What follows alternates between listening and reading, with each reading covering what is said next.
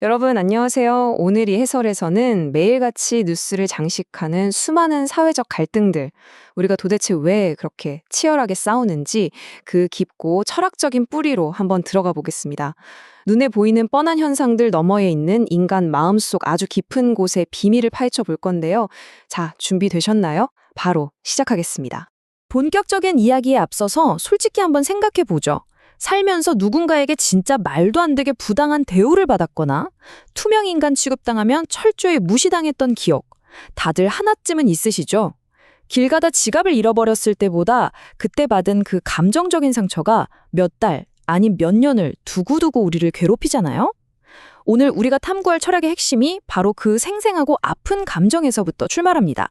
첫 번째 주제, 갈등의 진짜 원인입니다.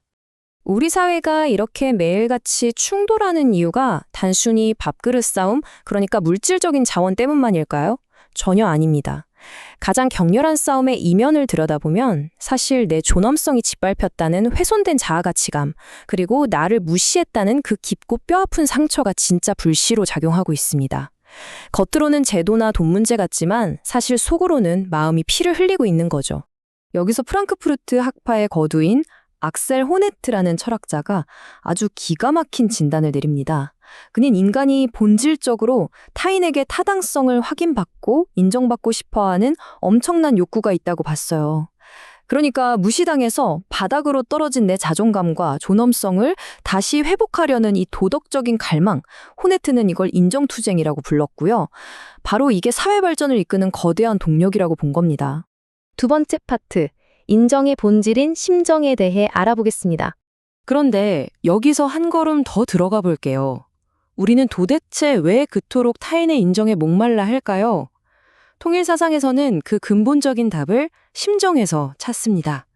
심정이란 쉽게 말해 사랑을 주고받으면서 기쁨을 느끼려고 하는 벅찬 충동을 뜻해요. 이건 우리가 단순히 사회에서 살아남기 위한 어떤 심리적인 방어기제 같은 게 아닙니다. 우리 존재의 가장 절대적인 기반이자 창조될 때부터 심어진 아주 깊은 본성 그 자체라는 거예요. 호네트는 이 인정을 타인과 어울려 살기 위해 획득해야 하는 사회적 필요로 봤어요. 하지만 통일사상의 관점은 스케일이 훨씬 큽니다. 우리가 인정받기 원하는 건 그저 사회생활을 잘하기 위해서가 아니라 우리가 하나님의 모습을 닮은 아주 고귀한 개성진리체로서 내 안에 그 절대적이고 고유한 가치를 본능적으로 확인받고 싶어하는 영적인 갈망이라는 거죠. 자, 그럼 퍼즐이 맞춰지죠? 누군가 나를 부당하게 무시할 때 그토록 아픈 이유가 뭔지 아시겠나요? 그건 그저 기분이 나빠서가 아닙니다. 창조 본연의 심정 안에서 완벽하게 보장받았던 내 고유하고 존엄한 가치가 통째로 부정당하는, 영혼이 찢어지는 듯한 아픔이기 때문입니다. 세 번째 주제, 투쟁을 넘어 수수작용으로 가보겠습니다. 부당하게 무시당하면 화가 치밀어 오르죠. 호네트는 이 수치심과 분노가 투쟁의 원동력이 된다고 봤습니다. 통일사상 역시 이 분노를 나쁘게만 보지 않아요. 오히려 사단 7정 중에서 의의 그릇에 담긴 불의에 맞서는 거룩한 노, 즉 분노의 발현으로 아주 긍정합니다. 하지만 여기서 정말 중요한 차이가 있습니다. 권리를 뺏고 빼앗기는 그 투쟁 자체에만 머물러서는 절대로 깊은 분열을 영구적으로 치유할 수 없다는 겁니다. 투쟁은 정의를 위한 시작일 뿐이지 종착지가 될 수는 없거든요. 그렇다면 이 갈등의 궁극적인 해결책은 대체 무엇일까요? 바로 수수작용입니다.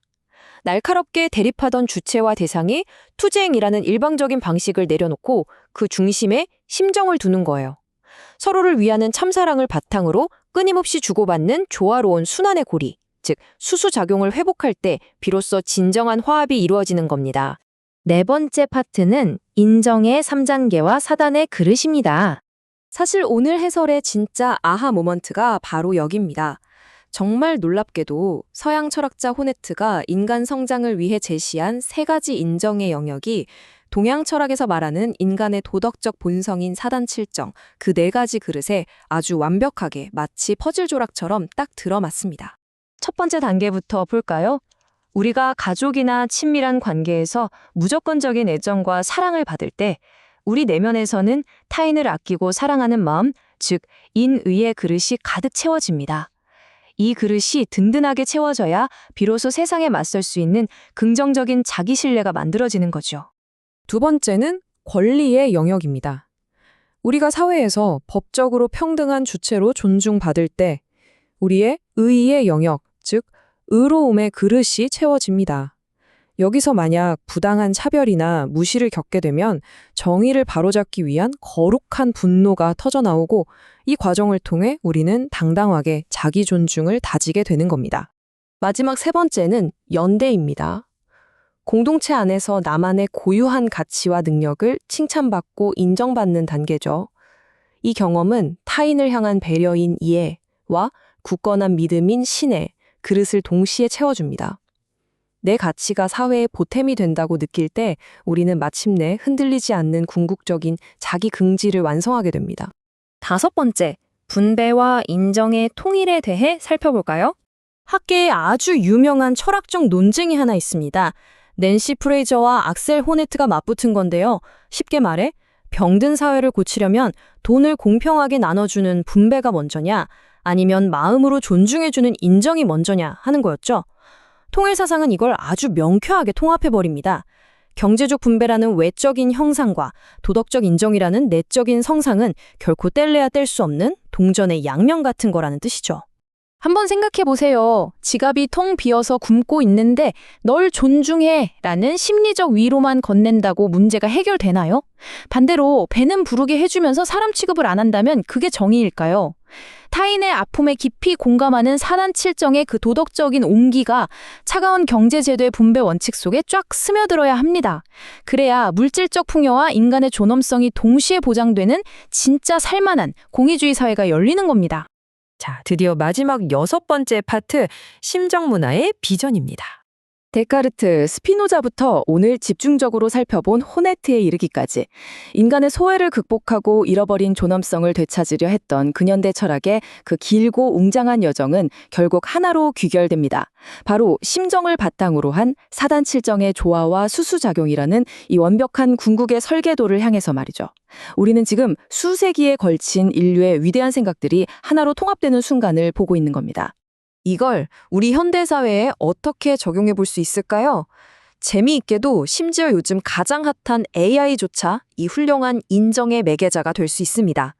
단순히 기계적인 처리를 넘어서 우리의 감정을 섬세하게 분석해 오해와 무시가 발생하기도 전에 서로를 더 깊이 공감하게 돕는 거죠. 그렇게 우리 마음속 신의 그릇을 단단하게 채워주는 도구로 활용할 수 있다는 엄청난 가능성입니다. 자, 이제 오늘의 핵심을 꽉 쥐어짜볼까요? 여러분, 누군가에게 존중받고 싶고 인정받고 싶은 건 절대로 이기적이거나 속물적인 투정이 아닙니다. 그건 내 안에 있는 신성하고 절대적인 가치를 회복하려는 너무나 아름다운 본능이에요. 결국 이 갈등으로 찢겨진 세상을 구할 수 있는 유일한 길은 권리를 뺏는 투쟁을 넘어 타인의 아픔을 나의 아픔으로 온전히 느끼는 심정 문화로 돌아가는 것뿐입니다. 마지막으로 이 해설을 보시는 여러분께 아주 도발적이지만 실천적인 질문을 하나 던지고 싶습니다. 당장 오늘 여러분의 일상에서 껄끄럽게 얽혀있는 관계나 작은 갈등이 있다면 그 분열을 치유하기 위해 이 참사랑의 수수작용을 어떻게 먼저 시작해 보시겠습니까? 누가 나를 인정해주길 기다리기 전에 여러분이 먼저 따뜻한 온기를 건네보는 건 어떨까요? 깊게 한번 생각해 보시길 바라며 오늘 해설은 여기서 마치겠습니다. 끝까지 함께 해주셔서 감사합니다.